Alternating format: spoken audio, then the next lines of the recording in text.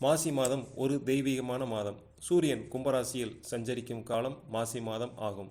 மாசி மாதத்தை கும்ப மாதம் என்றும் கூறுவார்கள். பார்க்கடலில் தேவர்களும் அசுரர்களும் இணைந்து அமிர்தத்தை களைய முற்படும் பொழுது அமிர்தம் வெளிப்பட்டது. அந்த அமிர்தத்தை தன்வந்திரி பகவான் ஒரு குடத்தில், அதாவது கலசத்தில் வெளியே கொண்டு வந்தார். அப்பொழுது அந்த அமிர்தம் யாருக்கு தேவை என்று இருவர்களுக்கும் போட்டி ஏற்பட்டது. தேவர்களுக்கு இடையில், அசுரர்களுக்கு இடையில். அப்பொழுது ஒரு சண்டையும் ஏற்பட்டது. அந்த சண்டையில் அந்த கும்பம் லேசாக உடைந்து அந்த அமிர்தம் பூமியில் சிந்தியது. அவ்வாறு சிந்திய அமிர்தம் பல நீர்நிலைகளில் சேர்ந்தது. அதில் கும்பகோணத்தும் ஒன்று. அந்த கும்பகோணத்தில் மாசி மாதத்தில் நீர்நிலைகளில் புனித நீராடுவது பக்தர்களுடைய வழக்கம். பொதுவாக முன்னோர்களுக்கு தர்ப்பணம் செய்வது அமாவாசை நாட்களிலும் கிரகண நாட்களிலும் செய்வது வழக்கம். மாசி மாதத்தில் மட்டும் பௌர்ணமியில் தர்ப்பணம் செய்யலாம்.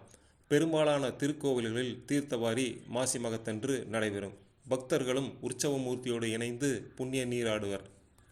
மாசி மாதத்தில் பெண்கள் தாலி கயிற்றை புதிதாக மாற்றிக்கொள்வது சிறந்தது. மாசி மகத்தில் பிறக்கும் குழந்தைகள் உறுதியாக மிகவும் பிரபலமாக விளங்குவார்கள். மக்களிடையே செல்வாக்கும் இருக்கும் என்பது ஜோதிட அறிவியல் உண்மை.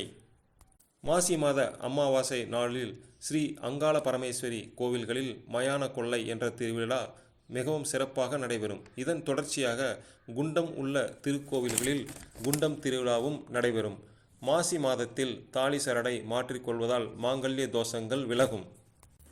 வடநாட்டில் மாசி மாதத்தில் கும்பமேளா மிகவும் சிறப்பாக கொண்டாடும். மாதந்தோறும் சிவராத்திரி வருகிறது. இது மாத சிவராத்திரி என்றழைக்கப்படுகிறது. மாசி மாதம் வரும் சிவராத்திரி மட்டுமே மகா சிவராத்திரியாக வெகு சிறப்பாக பக்தர்களால் கொண்டாடப்படுகிறது.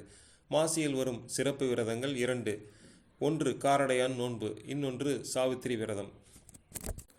அப்பாவை விட குழந்தைகள் புத்திசாலியாக இருப்பது வழக்கமான ஒன்றுதான். புராணத்திலேயே அவ்வாறு உள்ளது.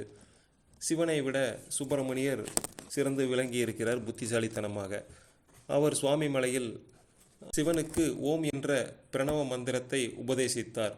அதனால் அந்த சுப்பிரமணியருக்கு அப்பனுக்கு பாடம் சொன்ன சுப்பையா என்ற பெயரும் உண்டு. மாசி மகத்தன்று வருடா வருடம் இது அப்பனுக்கு பாடம் சொன்ன சுப்பையா அந்த நிகழ்வு ஆண்டுதோறும் மாசி மக நன்னாளில் மிக சிறப்பாக சுவாமி மலையில் கொண்டாடப்படுகிறது. இவ்வாறு மாசியின் மகத்துவங்கள் நிறைய உள்ளது. மாசி மாதத்திலும் மாசி மகத்தன்றும் இறைவனை வழிபடுவோம். வாழ்க்கையில் நன்மையை பெறுவோம். நன்றி.